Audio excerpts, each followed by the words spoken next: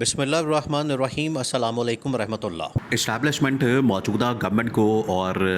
آصف علی زرداری کو ایک بار نہیں کئی بار سمجھا چکی ہے، کئی بار یہ بار بار ان کو سمجھایا جا رہا ہے لیکن ان کو سمجھ نہیں آ رہی۔ اب جو انہوں نے دھمکی دی ہے ڈائریکٹ، پہلی بار جو ان کی جانب سے دھمکی آئی ہے، دیکھیں ان کو یہی زبان سمجھ آتی ہے اور اسی زبان کے اندر اسٹیبلشمنٹ کی جانب سے اب ان کو دھمکی دی گئی ہے۔ دھمکی بڑی کلیئر کٹ انداز میں دی گئی ہے کہ اگر تم نے یہ اب شہباز شریف کو بھی کہہ دیا گیا اور آصف علی زرداری کو بھی، دونوں کو، کیونکہ دونوں اصل میں ایک ہی سکے کے دو رخ ہیں، دونوں میں کوئی فرق نہیں ہے۔ آپ اگر کہیں گے کہ 19-20 کا فرق ہے تو 19-20 کا فرق بھی دونوں میں نہیں ہے، دونوں ایک ہی طرح کے ہیں، دونوں ایک ہی طرح کے نالائق، دونوں ایک ہی طرح کے نکمے، دونوں ایک ہی طرح کے نااہل اور دونوں ایک ہی طرح کے کرپٹ۔ اسی وجہ سے ایک دوسرے کو سپورٹ کرتے ہیں، ورنہ یہ ایک دوسرے کو سپورٹ کیوں کریں؟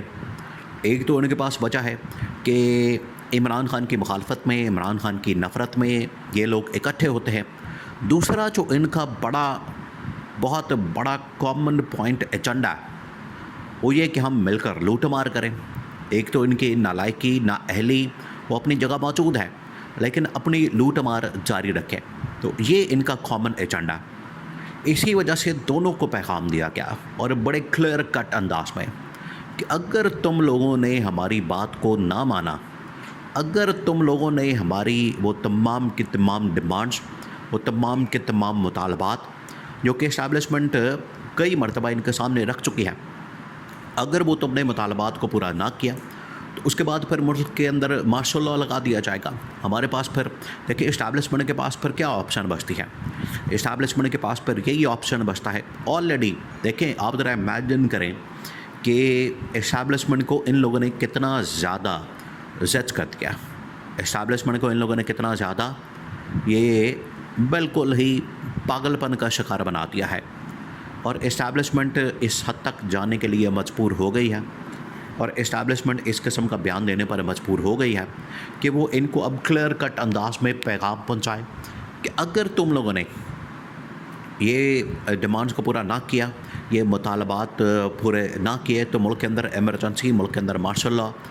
آلریڈی پاکستان کے اندر اس وقت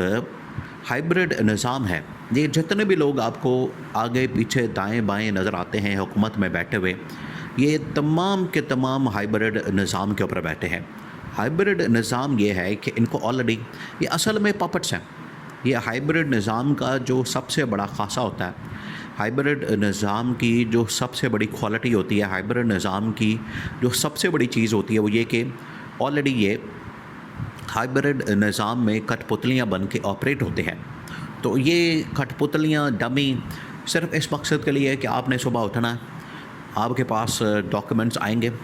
آپ نے دوپہر تک ان کے اوپر سائن کرنے ہیں، انگوٹھے لگانے ہیں، اس کے بعد آپ اپنے دفتر کے اندر جو مرضی کریں، آپ کے پاس رہائش بھی ہے، گھر بھی ہے، آپ وہاں پر نہائیں دھوئیں، کھانا پینا کھائیں اور یہ تمام چیزیں کریں، اس کے بعد آپ سو جائیں۔ یہ ٹوٹل ان کی دن کی روٹین ہوتی ہے، نہ عوام کے لیے کچھ کرنا ہے، نہ عوام کے بارے میں کچھ سوچنا ہے، یہ تو آپ سوچیں ہی نہ۔ باقی جو ان کے پاس فارغ ٹائم ملتا ہے اس کے اندر یہ لوٹ مار کے طریقے ڈھونڈتے ہیں۔ اب یہ جو اسٹیبلشمنٹ کی جانب سے پیغام آیا، یہ پیغام بڑا کلیئر کٹ انداز میں آیا اور انہوں نے بتا دیا کہ تم لوگوں نے یہ ڈیمانڈز کو پورا کرنا ہے۔ دیکھیں اب سب سے بڑا سوال کیا ہے؟ سب سے بڑا سوال یہ ہے کہ وہ کون سی ڈیمانڈز ہیں، وہ کون سے مطالبات ہیں جن کو پورا کرنے کے لیے اسٹیبلشمنٹ ان کو بار بار کہہ رہی ہے۔ جب سے عمران خان کی گورنمنٹ کو نکالا گیا ہے وہ دن ہے اور آج کا دن ہے۔ آج دیکھیں انہوں نے خود بجٹ سے پہلے انہوں نے اکنامک سروے جاری کیا ہے اور 2023 انہوں نے 2022 سے شروع نہیں کیا، انہوں نے 2023 جب کہ ان کی اپنی ہی گورنمنٹ تھی، 2022 کے اندر اگر مارچ کی بات کی جائے پھر تو سمجھ آتی ہے کہ 2022 میں مارچ میں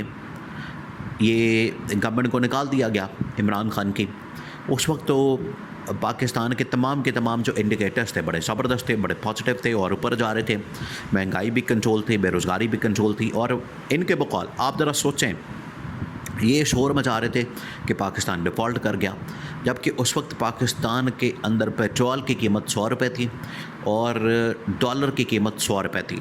اور آج دیکھیں پاکستان کے اندر پیٹرول 400 450 اس کے قریب ہے، اور اسی طرح سے ڈالر 300 کے قریب ہے۔ تو پاکستان کے اندر وہ ڈیفالٹ کی سچویشن تھی یا آج ڈیفالٹ کی سچویشن ہے؟ اب انہوں نے خود ہی اکنامک سروے کے اندر یہ بتا دیا کہ 2023 جب ان کی اپنی گورنمنٹ تھی اس وقت حالات بڑے خراب تھے، اور آج اس میں 1% بہتری آئی ہے، 1%۔ تو انہوں نے اپنی ہی گورنمنٹ کا پول کھول کے اپنی ہی کارکردگی کا پول کھول دیا۔ یہ ان کی ٹوٹل آپ سمجھ لیں کہ سمجھ بوجھ ہے، اور ٹوٹل ان کی عقل ہے کہ ان کو اندازہ ہی نہیں، ان کو پتہ ہی نہیں کہ کس وقت سے ہم نے یہ تمام کے تمام ڈاٹا، یہ تمام کے تمام جو اس حوالے سے انالیسز ہے وہ شیئر کرنا ہے۔ اب اسٹیبلشمنٹ نے ان کو ایک بار نہیں کئی بار کہا کہ آپ اپنی کارکردگی کو، پاکستان میں اکنامک صورتحال کو، پاکستان کے اندر جو پولیٹیکل سچویشن ہے اس کو بہتر کریں، لیکن ان کے آپ سمجھیں کہ کانوں پر جوں تک نہیں رینگ رہی، نہ ٹس سے مس ہو رہے ہیں۔ ان کو پتہ ہی نہیں لگ رہا، ان کو اندازہ ہی نہیں ہو رہا کہ ان کو جو ایک بار نہیں کئی بار یہ پیغام دیا گیا، کئی بار ان کو کہا گیا کہ آپ اپنے آپ کو تبدیل کریں، کارکردگی دکھائیں، پرفارمنس دکھائیں، اور عوام کے لیے